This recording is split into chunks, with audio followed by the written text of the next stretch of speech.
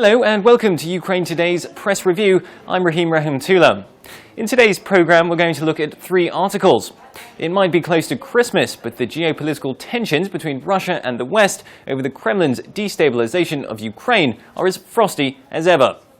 Firstly, we have words of praise for German Chancellor Angela Merkel from British historian Timothy Garton Ash in The Guardian. He says Angela Merkel has faced down the Russian bear in the battle for Europe. In dealing with Putin, the German Chancellor has united Europe. She is the stateswoman of the year.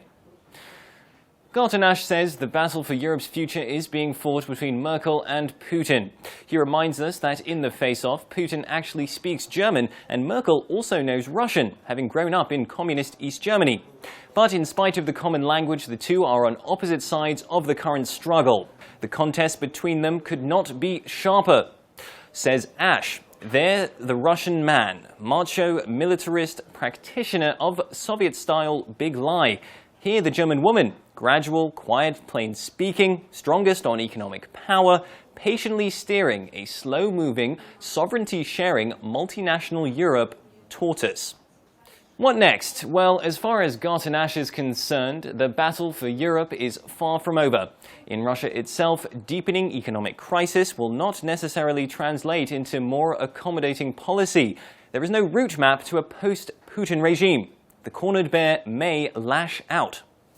For our second article, we look at what Yuris Karmano has to say for the Associated Press. He looks at the current situation from the point of view of Belarus, with the country, he says, enjoying a bonanza amid Russia-West tensions.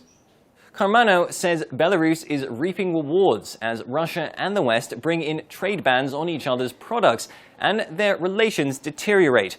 For example, he says, in the most stunning example, exports of sea fish from the landlocked nation, that's Belarus, have doubled during the last 3 months. A sure sign that something curious is afoot. Karmano says that Belarus has been able to turn itself into a more respectable player in the international community, hosting peace talks between Russia and Ukraine. Indeed, on Monday, Belarus leader Lukashenko met Ukraine's president here in Kiev, and now he's on his way to Moscow. In the end, though, Karmano believes that despite Lukashenko's overtures to the West, Russia, which has provided Belarus with cheap energy and loans, will likely remain his main sponsor. Finally, we look at Princeton economist Paul Krugman and what he has to say in the pages of the New York Times.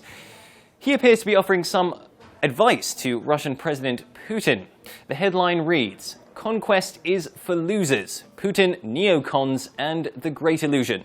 Krugman says that Putin's annexation of Ukraine's Crimean Peninsula was stupid and laments that so many people in the US were impressed by it.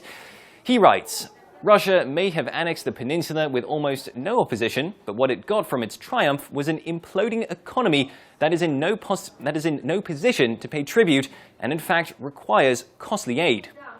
Krugman berates Putin for thinking that he was responsible for Russia's economic success in recent years, when in fact it was just the high price of oil which was the core of economic prosperity. He thinks Putin is playing according to rules from another age, when invading other countries made sense. He sums up, "I have no idea what will become of the Putin regime, but Mr. Putin has offered all of us a valuable lesson. Never mind shock and awe, in the modern world, conquest is for losers." So all of our commentators today have a different take on the current Russia-West standoff, but one thing they seem to agree on is that the conflict is not showing any signs of ending. As it continues, Germany will no doubt remain on the front line, led by Angela Merkel, whilst apparent allies of Moscow, like Belarus, will continue to look for ways to exploit it to their own gain. And what of Ukraine? Well, it remains in the middle, trying to maintain its territorial integrity as a Russian-backed insurgency in its eastern regions continues. That's all we have time for on today's program. Join us again for another press review tomorrow. In Kiev, this is Ukraine Today.